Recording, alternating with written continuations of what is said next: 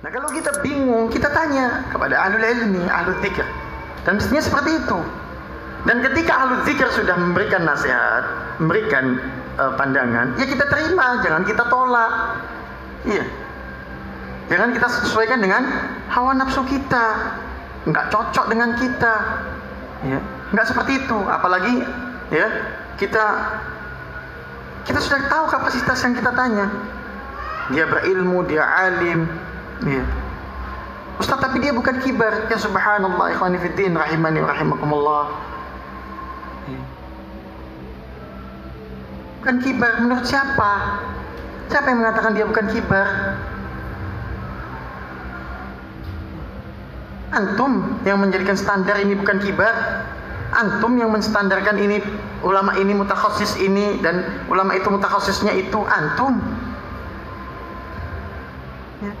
Masyayikh mengatakan fulan jadi tempat kalian bertanya. Fulan tempat kalian mengambil, menjadi kalian sebagai, jadikan dia sebagai rujukan. Antum datang dengan mengatakan apa? Ya ulama ini sigar. Masalah ini masalah besar. Masalah apa? Masalah fitnah. Maka harus ulama yang mutakhassis. Siapa yang menentukan ulama ini mutakhassis, ulama itu mutafannid? Antum. Antum siapa? Kita siapa? Sementara yang dibilang kibar itu mengatakan ambil dari dia. Kalau kalian punya masalah, ambil dari dia. Jadikan dia sebagai rujukan. Itu kibarnya. Datang kita mengatakan dia bukan mutafannid di bidang itu. Dia tidak mutakhassis di bidang itu. Loh kok bisa?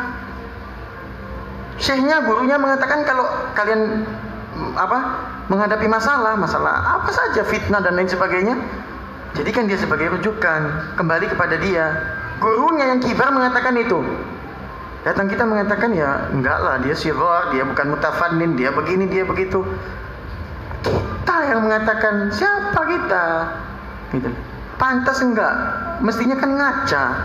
Faqidus syai' la yu'ti. Miskin. Orang yang nggak punya mau bisa ngasih apa?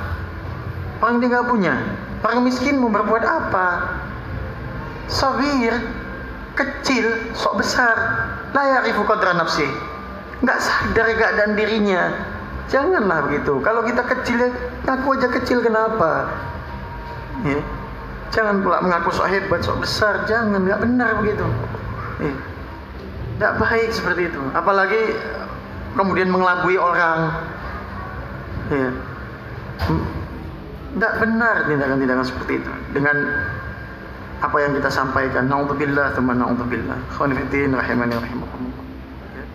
Kalau kita mau tahu siapa ulama-ulama yang menjadi marja, ya, alhamdulillah banyak ya ulama-ulama yang menjadi marja. Di antaranya ya Syekh bin Baz, Syekh yang sudah tidak ada, Syekh bin Baz, Syekh Albani, Syekh Mukbil, itu marja kita, tempat kembali kita. Yang masih hidup kibar, Syekh Saleh Fauzan, Syekh Rabi', Syekh Ubaid, kibar. Di antara mereka yang tempat kita merujuk juga dalam masalah-masalah besar, dalam masalah-masalah fitnah. Di antaranya Syekh Abdullah Al-Bukhari, Syekh Abdullah bin Salfiq Al-Dhafiri, Syekh Rabi' sendiri yang mengatakan, ya, ditanya kepada beliau, ya Syekh, kepada siapa engkau mewasiatkan kepada kami kalau engkau sudah tidak ada? Kepada Syekh Ubaid. Kepada siapa engkau mewasiatkan kami? Kepada Syekh Abdullah Bukhari. Gurunya mentazkiyah beliau, Syekh Rabi' mentazkiyah Syekh Abdullah Al-Bukhari. Ya.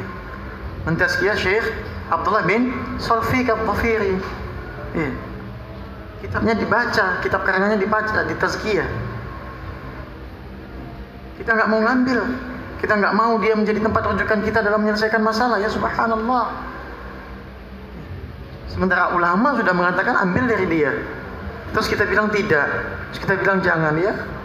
Atau dari Syekh Arafat misalnya, sighar ini, saghir, minal asaghir, dikatakan saghir misalnya Syekh Arafat, ya la haula wala quwata illa billah. Dia punya kafa'ah, ya. Punya kemampuan mengajar, punya kemampuan memecahkan masalah. Alhamdulillah. Disepelekan. Ya lihat saja efek daripada apa yang dilakukan. Naudzubillah tsumma naudzubillah. Marja jelas, bimbingan ulama jelas. Siapa yang menjadi ulama rujukan jelas. Dari mana kejelasannya? Dari ulama kibar. Gak ada orang yang membantah itu. bahwa Syekh Abdullah Syekh Rabi jadi marja, Syekh Ubaid jadi marja, Syekh Abdullah Bukhari jadi marja, Syekh Abdullah bin Sawfiq dari marja. Hatta Syekh Arafat jadi tempat kembali kita. Gak ada yang membantah, karena mereka ulama sekarang yang hidup di zaman kita ini.